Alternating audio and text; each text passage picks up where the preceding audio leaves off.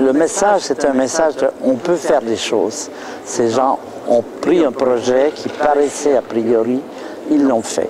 Et on a cette impression d'espoir dans cette ambiance qui est souvent assez terne. Tout d'un coup, on voit des gens qui font des choses. C'est ça pour moi qui est sorti. Le film est magnifique, les images sont très belles et tout ça, mais c'est de découvrir les possibilités des êtres humains et dans un sens qui tient à la fois compte de la haute technologie et aussi de la situation de la crise écologique, c'est-à-dire quelque chose qui est une promesse pour l'avenir de l'humanité. Ça, pour moi, ça a été l'aspect vraiment très riche de cette soirée. Je suis très content d'être venu. Il y a eu beaucoup de belles paroles un peu partout, c'est très bien, il y a une évolution des consciences, c'est sympathique, mais en même temps, c'est voir quelque chose qui se fait et qui marche. L'écologie, ce n'est pas un grand problème, c'est 1 million de petits problèmes. Et là, ils en ont pris un qui n'est pas petit, mais qui est important, et il l'a amené jusqu'au bout. Alors, cette association de la technologie et de cette dimension écologie de voler sans dépenser d'énergie, moi je trouve ça formidable. C'est tout à fait dans le sens, je crois, qu'il faut, dans le sens dans lequel il faut agir.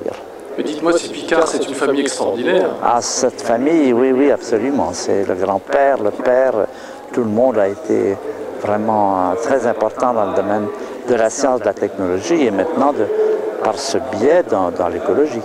Je trouve le discours de Bertrand Piccard extraordinaire. Je me dis même que si certains politiques pouvaient en prendre de la graine... Oui, absolument. J'espère que ce discours va avoir un impact du côté positif.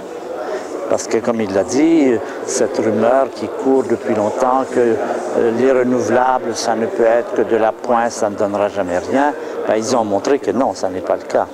L'espoir est au contraire très grand, mais il faut s'y mettre. Ça ne va pas marcher tout seul.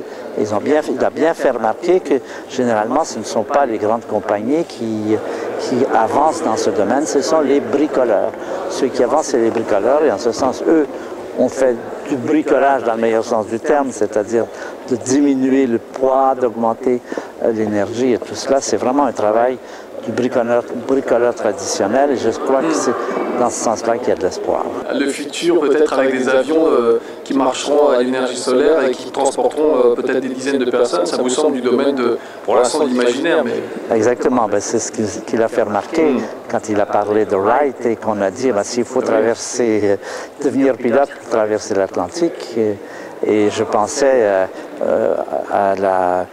à la compagnie IBM dans les années 75, je pense, dans lequel le président avait dit il n'y a aucun espoir du côté des ordinateurs personnels.